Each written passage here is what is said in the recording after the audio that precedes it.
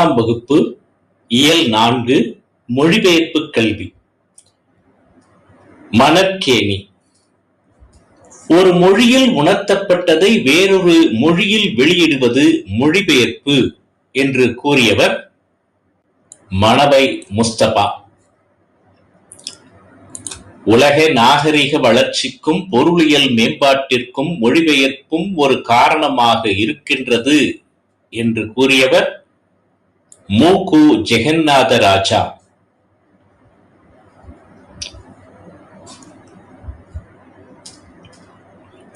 மொழிபெயர்த்தல் என்ற தொடரை தொல்காப்பியர் தன்னுடைய தொல்காப்பிய நூலில் எந்த இயலில் குறிப்பிட்டிருக்கின்றார்?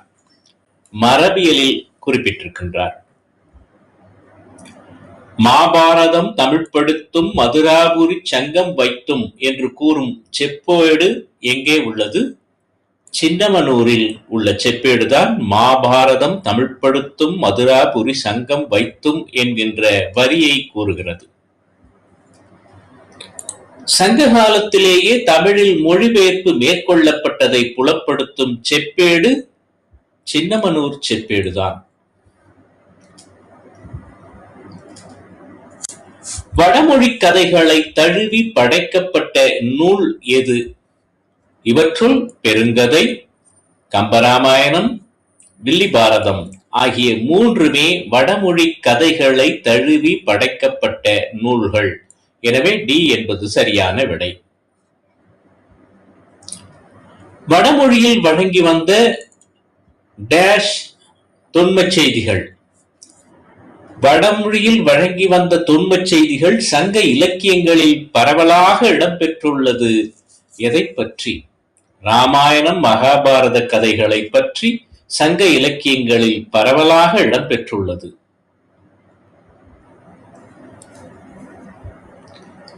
தேசிய உணர்வு ஊட்டுவதற்கும் ஒருமைப்பாட்டை ஏற்படுத்துவதற்கும் இந்திய அரசு எதை ஒரு கருவியாக கொண்டது?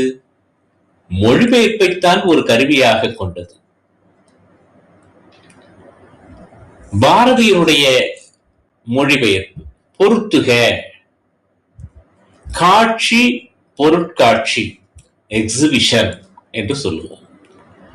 இருப்பு பாதை ஈஸ்ட் இந்தியன் ரயில்வே என்று மொழிபெயர்த்திருக்கிறார். புரட்சி ரெவல்யூஷன் என்று மொழிபெயர்த்திருக்கிறார். வேலை நிறுத்தம் ஸ்ட்ரைக் என்று மொழிபெயர்த்திருக்கிறார். இதெல்லாம் பாரதியாருடைய மொழிபெயர்ப்பு. எனவே ஏ என்பது சரியான விடை.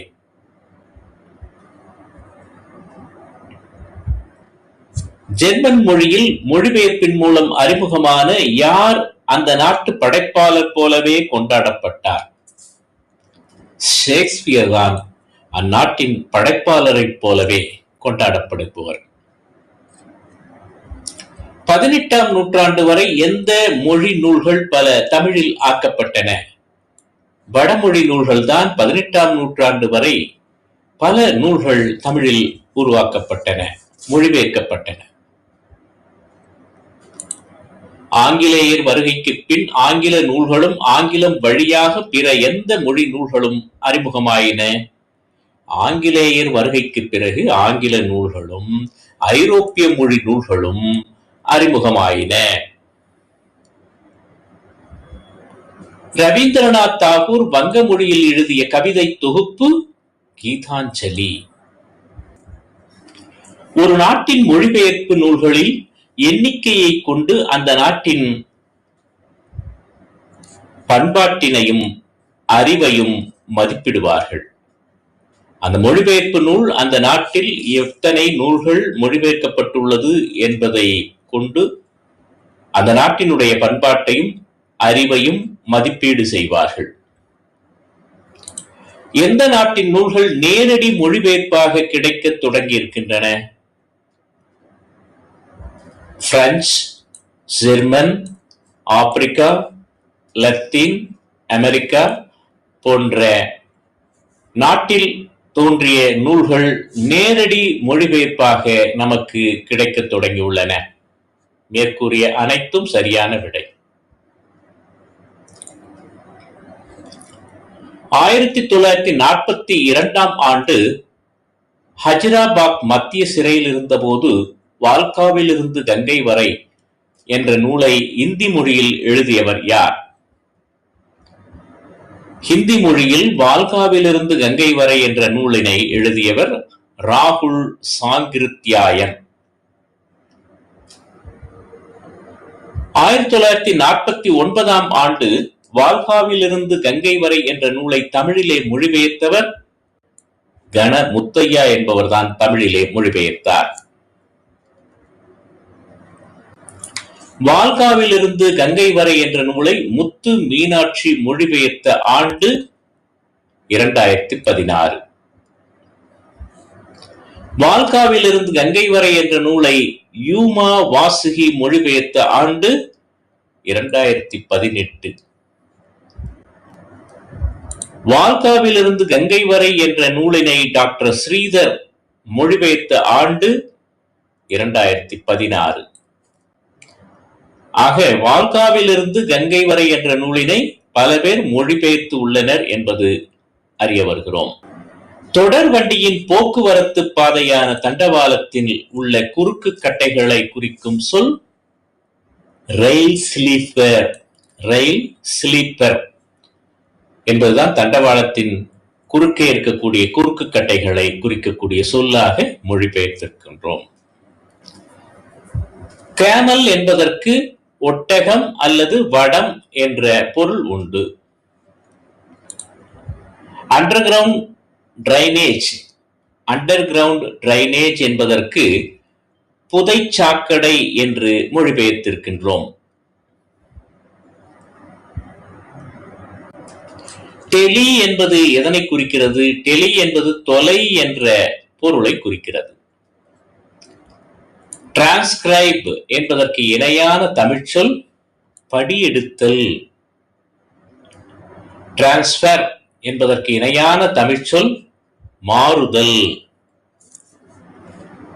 டிரான்ஸ்பார்ம் என்பதற்கு இணையான தமிழ்ச்சொல் உருமாற்றுதல். டிரான்சாக்ட் என்பதற்கு இணையான தமிழ்ச்சொல் செயல்படுத்துதல். ஜெர்மனியில் ஓர் ஆண்டில் பிற மொழிகளிலிருந்து எத்தனை நூல்கள் வரை மொழிபெயர்க்கப்படுகின்றன?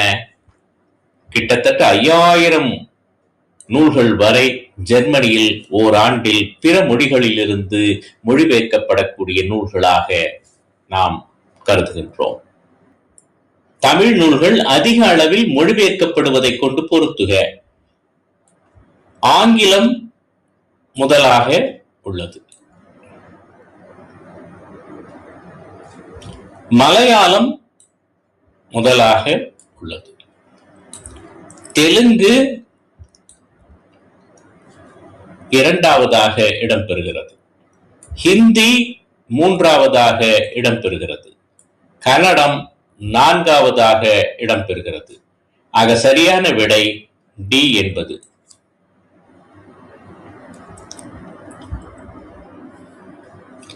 தமிழ் நூல்கள் அதிக அளவில் மொழிபெயர்க்கப்படுவதை கொண்டு பொருத்துக. வடமொழி நூல்கள் 6ஆம் இடத்தை பெறுகிறது. ரஷ்ய மொழி நூல்கள் 7ஆம் இடத்தை பெறுகிறது.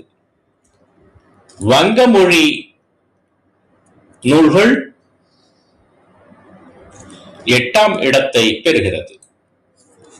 மராத்தி மொழி நூல்கள் 9ஆம் இடத்தை பெறுகிறது. சி என்பது சரியான விடை. கருத்து பகிர்வை தருவதால் மொழிபெயர்ப்பை டேஷ் என்று குறிப்பிடுவார்கள். கருத்து பகிர்வை தருவதால் மொழிபெயர்ப்பை பயன் கலை என்று குறிப்பிடுவார்கள். காசினியில் இன்று வரை அறிவின் மன்னர் கண்டுள்ள கலைகள் எல்லாம் தமிழில் எண்ணி பேசி மகிழ்நிலை வேண்டும் என்று கூறியவர் குலோத்துங்கன். கூற்று 1. மாபாரதம் தமிழ்ப்படுத்தும் மதுராபுரி சங்கம் வைத்தும் என்று சின்னமனூர் செப்பேடு கூறுகிறது. கூற்று 2. கம்பராமாயணம் வடமொழி கதையை தழுவி எழுதப்பட்டதாகும். இந்த இரு கூற்றுகளும் சரியானதாக உள்ளதால் ஏ என்பது சரியான விடை. சென்றிடுவீர் எட்டு திக்கும் கலை செல்வங்கள் யாவும் கொணர்ந்திங்கு சேர்ப்பீர் என்று கூறியவர் பாரதியார். தேமதுர தமிழோசை உலகெல்லாம் பரவும் வகை செய்தல் வேண்டும் என்று கூறியவர் பாரதிதாசன். பிரான்ஸ் தேசிய நூலகத்தில் தமிழ் ஏடுகளும் கையெழுத்து பிரதிகளும் உள்ளன என்பதை கூறியவர் தனிநாயக அடிகள். எந்த தேசிய நூல் கூடத்தில் ஏறத்தாழ 1000 பழைய தமிழ் ஏடுகளும் கையெழுத்து பிரதிகளும் உள்ளன? பிரான்ஸ் நாட்டு தேசிய நூற்கூடத்தில் 1000க்கும் மேற்பட்ட தமிழ் ஏடுகளும் கையெழுத்து பிரதிகளும் இன்றும் உள்ளன. இந்தியாவிலேயே கிடைக்காத படிகளும் ஏடுகளும் எந்த தேசிய நூற்கூடத்தில் உள்ளன? பிரான்ஸ் நூற்கூடத்தில், தேசிய நூற்கூடத்தில் உள்ளன. பண்டை காலத்தில் முதலாக ஐரோப்பியர் யாத்த இலக்கணங்களும் கையெழுத்து பிரதிகளும் எந்த நூற்கூடத்தில் இருக்கின்றன?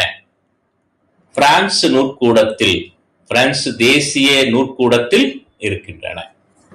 பிரான்ஸ் தேசிய நூற்கூடத்தில் அச்சிட பெறாத நூல்கள் சிலவற்றினுடைய தலைப்புகள் எவை? மாணிக்கவாசகர் பிள்ளைத்தமிழ், சரளி புத்தகம், புதுச்சேரி அம்மன் பிள்ளைத்தமிழ் ஆகிய 3ம் அச்சிட பெறாத நூல்களாக உள்ளன. எனவே அனைத்தும் சரி. திருவிளையாடற் புராணம்.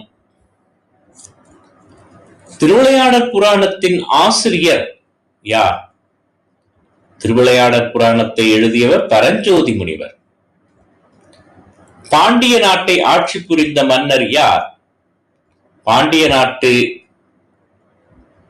மன்னர் குசேல பாண்டியன். பாண்டிய நாட்டை ஆட்சி புரிந்த மன்னர் குசேல பாண்டியன். கபிலரின் நண்பர் யார்? கபிலரின் நண்பர் இடைக்காடனார். குசேல பாண்டியன் எந்த புலவரை அவமதித்தான்? இடைக்காடனாரை குசேல பாண்டியன் அவமதித்தான். மனம் வருந்திய இடைக்காடனார் யாரிடம் முறையிட்டார்? மனம் வருந்திய இடைக்காடனார் இறைவனிடம் முறையிட்டார். இறைவன் கடம்பவன கோவிலை விட்டு நீங்கி எங்கு சென்று தங்கினார்? வட திரு ஆலவாயில் என்ற இடத்தில் இறைவன் சென்று தங்கினார். பொறுத்துக. கேள்வியினான் நூல் வல்லான். நூல்களில் சிறந்தவன் கேள்வியினான் என்று அழைக்கப்படுவன். கேண்மையினான் நட்பை உடையவன் கேண்மையினான் என்று அழைக்கப்படுவன். தார். தார் என்பது மாலையை குறிக்கும். முடி. முடி என்பது தலையை குறிக்கும். ஆக சரியான விடை பி என்பது.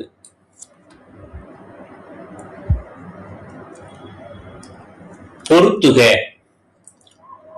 முனிவு. முனிவு என்பது சினத்தை குறிக்கும். அகத்து உவகை என்பது மன மகிழ்ச்சி குறிக்கும்.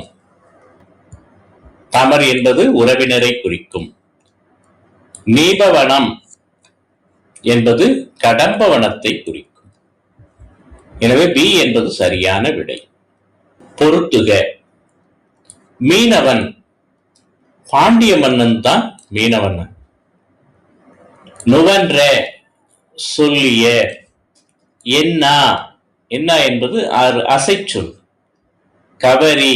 கவரி என்பது சாமரை. ஆக சரியான விடை ஏ என்பது. கவரி என்பதன் பொருள் என்ன? சாமரை. சாமரை வீசுதல், விசிறி வீசுதல் என்பது. அழகிய வேப்பமலர் மாலையை அணியும் மன்னன் யார்? பாண்டிய மன்னன் தான் வேப்பமலர் மாலையை அணிபவன்.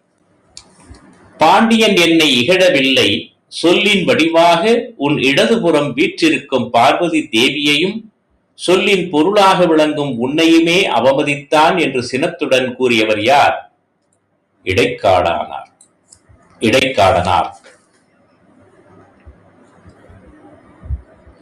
இறைவன் இடைக்காடனாருக்கும் அவரது நண்பராகிய யாருக்கும் மன மகிழ்ச்சி உண்டாக்க நினைத்தார்?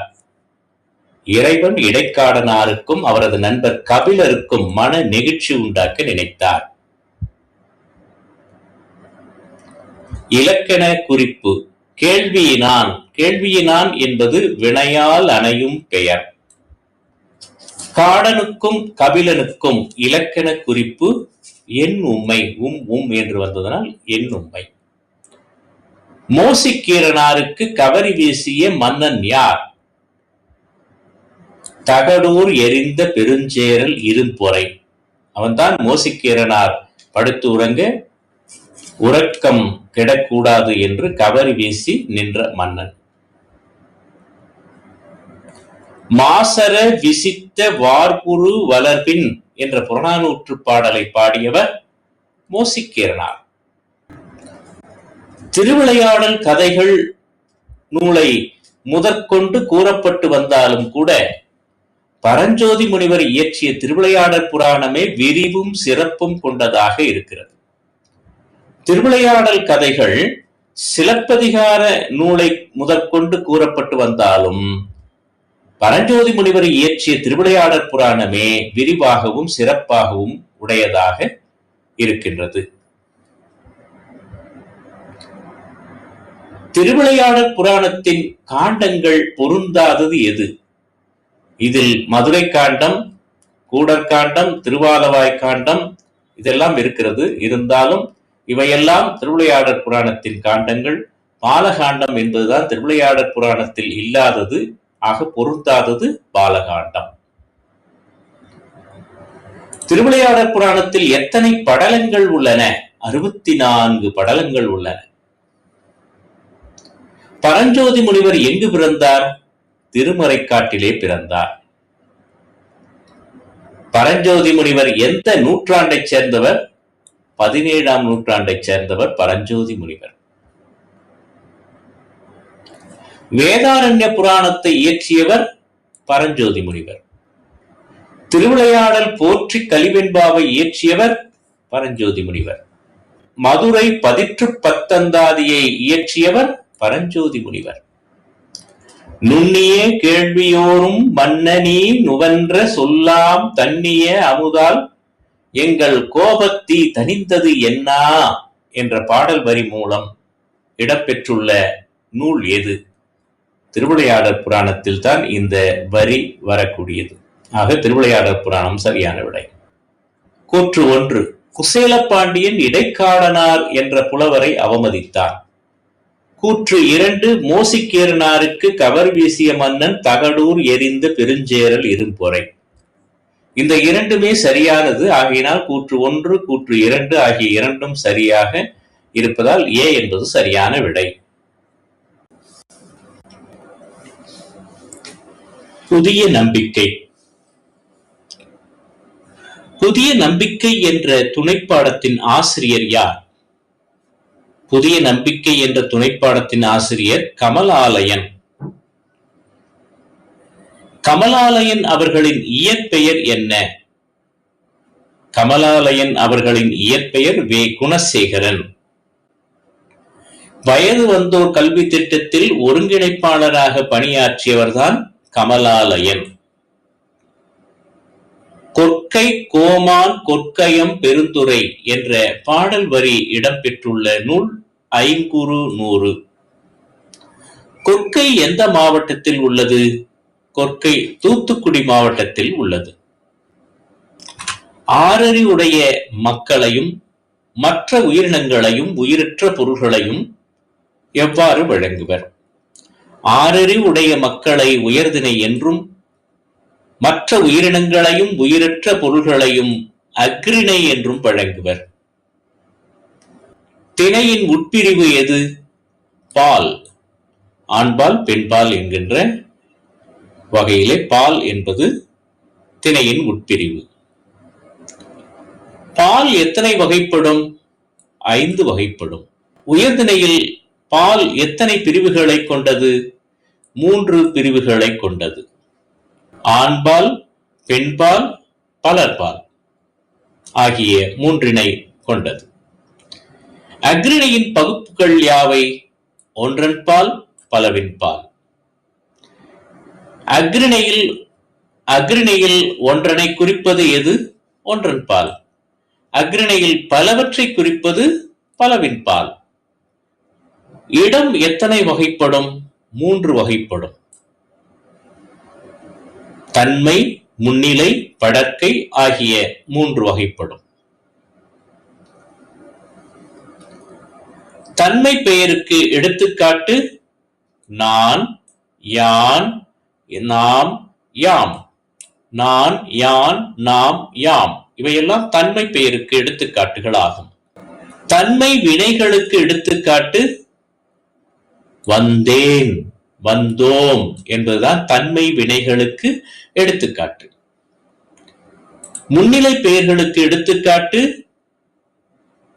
நீ, நீர், நீவீர், நீங்கள் இவையெல்லாம் முன்னிலை பெயர்களுக்கு எடுத்துக்காட்டாகும். முன்னிலை வினைகளுக்கு எடுத்துக்காட்டு முன்னிலை வினைகளுக்கு நடந்தாய், அது வினையாக இருக்கிறது. வந்தீர், சென்றீர் இது வினையாக இருக்கிறது, முன்னிலையாக இருக்கிறது. ஆகையினால் முன்னிலை வினை ஆகும். படர்க்கை பெயர்களுக்கு எடுத்துக்காட்டு நீ, நீர், நீவீர் இவையெல்லாம் படர்க்கை பெயர். படர்க்கை வினைகளுக்கு எடுத்துக்காட்டு வந்தான், சென்றாள், படித்தனர் போன்றவையெல்லாம் படர்க்கை வினைகளுக்கு எடுத்துக்காட்டாகும்.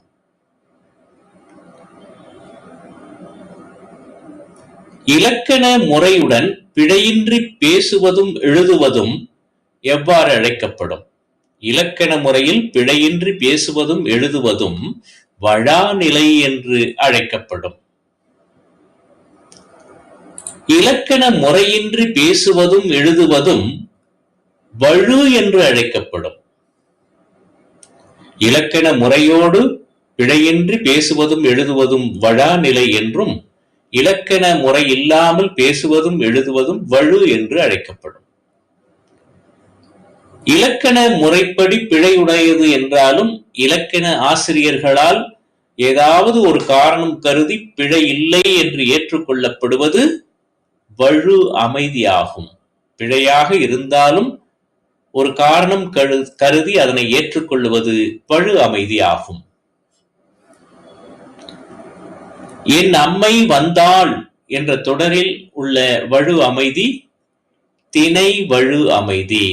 என் அம்மை இது திணை வழு அமைதியை குறிக்கும். வாடா ராசா, வாடா கண்ணா என்று மகனை தாய் அழைப்பது பால் வழு அமைதி.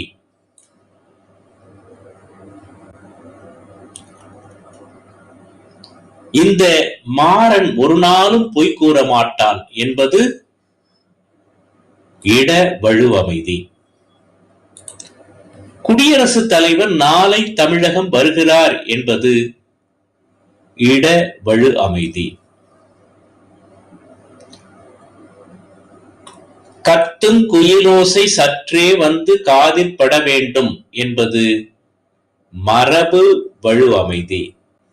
குயில் கூவும், அது குயில் ஓசை கத்தும், குயில் கத்தும் என்று சொல்லப்படுவது மரபு வழு அமைதி. உனது அருளே பார்ப்பன் அடியேனே யாரிடம் யார் கூறியது? இறைவனிடம் குலசேகர ஆழ்வார் கூறியதுதான் உனது அருளே பார்ப்பன் அடியேனே என்று கூறியிருக்கிறார்.